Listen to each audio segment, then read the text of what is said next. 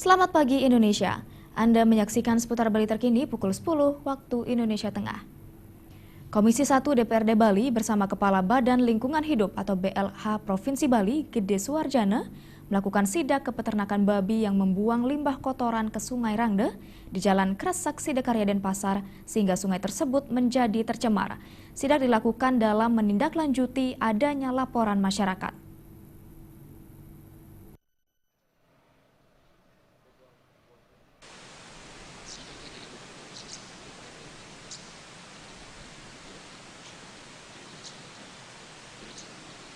Di Jalan Kresak Sidakarya Denpasar.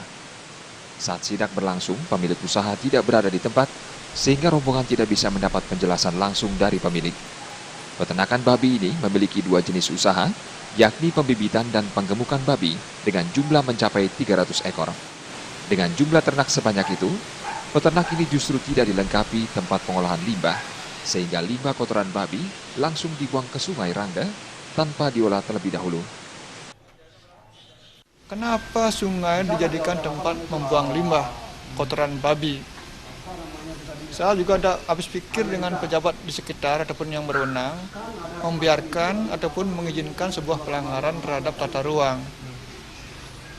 Saya ingin pejabat berwenang segera menutup namanya peternakan babi itu karena sudah menimbulkan banyak keresahan di masyarakat. Kalau tidak, mungkin yang mengeluarkan izin itu akan kena masalah. Termasuk juga yang membuang limbah ke sungai sudah kena Undang-Undang Lingkungan Hidup. Saya akan menghadap kepada penjabat wali kota bersama Bapak anggota Dewan Komisi 1. Jadi untuk memecahkan permasalahan-permasalahan pencemaran yang ada di Kota Denpasar. Karena saat ini sekarang itu sungai-sungai ini mengalami tekanan cukup serius. Apalagi bisa diminum, pencemaran sudah cukup tinggi. Akibat tidak adanya pengolahan limbah sebelum dibuang ke sungai, saluran pembuangan mengeluarkan bau menyengat dan dikeluhkan warga sekitar.